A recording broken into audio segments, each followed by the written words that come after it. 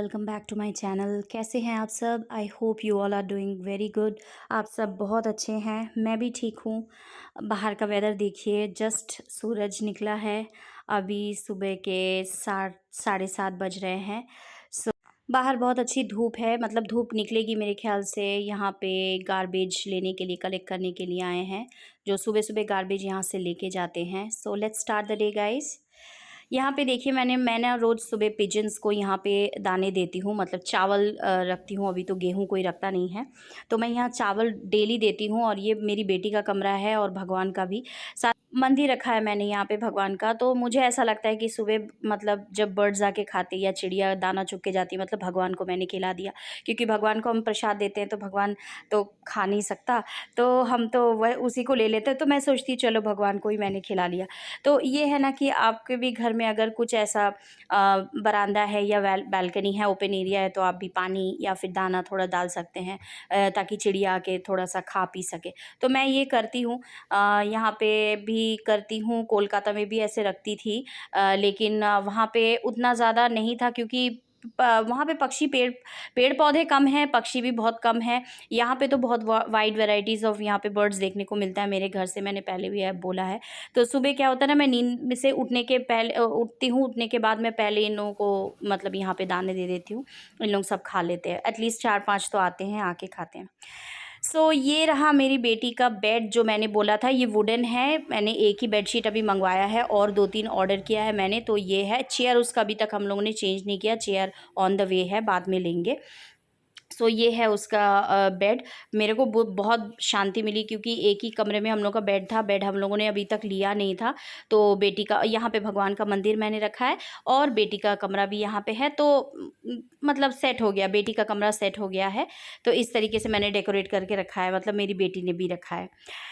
सो चलिए अभी किचन में चलते हैं और बेटी के लिए ब्रेकफास्ट वगैरह रेडी करते हैं। पहली बात मतलब यहाँ पे मैं एक चीज़ बोलना चाहूँगी, मेरे हबी आज ऑफिस नहीं गए हैं, उनका आज वर्क फ्रॉम होम है। तो नहीं तो फिर अभी तक मेरा सब कुछ बन जाता, क्योंकि वो सुबह 6 बजे निकल जाते हैं। तो यहाँ पे मैं घी को मेल्ट करके रखी हूँ, जो मैं कटोरी में डाला है। तो आप लोग सोच रहे होंगे क्या है, तो वो कटोरी में मैंने थोड़ा सा मेल्ट करके रखा था घी को, क्योंकि यहाँ पे ना मतलब वेदर थोड़ा सा ठंडा है ना, तो घी घी जम जाता है। नारियल तेल और फिर घी, ये सब थोड़ा सा जम जाते हैं, तो थोड़ा गला लेने से इजी होता है। तो बेटी के लिए मैं ये मेथी पराठा बना रही हूँ, ग्रीन ग्रीन मेथी को पेस्ट करके।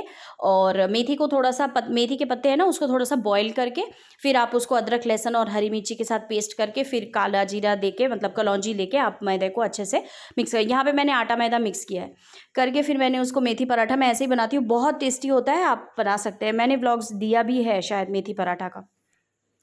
तो फिर हाँ, हो गया। बेटी का यहाँ पे बेटी रेडी है, बेटी का टिफ़िन मैंने दे दिया है, स्नैक्स दे दिया है, अब बेटी रेडी है स्कूल जाने के लिए। यहाँ पे मैं मेरी बेटी को बोल रही हूँ कि कोई तुझे कोई बुली तो नहीं करता। मेरी बेटी बहुत बोल्ड है, तो मैंने उसको जस्ट बोला है कि पूछा कि कोई बुली करता है, तो वही मेरे को पॉइंट करके बोल रही है, मुझे मुझे मुझे कोई बुली नहीं करता। एनीवेज, लड़कियों को स्ट्रांग होना बहुत ज़रूरी है गाइज। आज के ज़माने में लड़कियों को ऐसा सिखाना चाहिए कि आप कभी भी मार खा के नहीं आई हैं, आप कुछ भी सोचिए इस चीज़ को। लेकिन मुझे ये लगता है कि मैं बेटी को हमेशा सिखाती हूँ कि self defence is very much required. आप सेल्फ डिफेंस बहुत ज़रूरी है। अगर आपको कोई बेवजह तंग करता है, तो आप भी उसको हिट बैक कीजिए, या फिर आप उसको रिप्लाई कीजिए। अगर लड़कियाँ फाइट बैक नहीं करेंगी, तो मतलब मुझे ऐसा लगता है कि ऐसा नहीं करना चाहिए कि घर में जाके हम कंप्लेन कर रहे हैं, मम्मी पता है उसने ऐसा किया, तो फिर लड़कियां वीक ही बनेंगी। लड़कियों को फाइट करना बहुत ज़रूरी है। एनीवेज गाइस, तो वही है, मेरी बेटी तो लड़ लेती है कुछ भी करके, मतलब बहुत ही स्ट्रांग है। सारी लड़कियां ऐसे हो, मैं भगवान से प्रे करती हूँ। तो यहाँ पे मेरी बेटी जाने के बाद फिर मैंने यहाँ पे मैं और मेरे हबी बैठ के थोड़ा सा धूप में बैठ के चाय वाय पीने लगे हम लोग। धूप भी लेना बहुत ज़रूरी है, क्योंकि धूप बैंगलोर में ना लास्ट 1 मंथ से बारिश बारिश बारिश और धूप नहीं थी। तो हम लोग थोड़ा सा दोनों धूप में बैठे, थोड़ा सा रिलैक्स किए, चाय वाय पिए। एंड यहाँ पे जो सबसे मज़ेदार चीज़ है वो है, मैं और मेरे हबी बैठ के यहाँ पे रील्स का कुछ प्रैक्टिस कर रहे हैं। तो प्रैक्टिस ये है, बिहाइंड द सीन जिसको कहते हैं ना, मैं कभी भी कर नहीं पाई। मैं हमेशा देखती हूँ कि सब शॉर्ट्स में डालते हैं, रील्स में डालते हैं, बिहाइंड द सीन्स डालते हैं कि कैसे करते हैं, बट मैं ना कर ही नहीं पाती।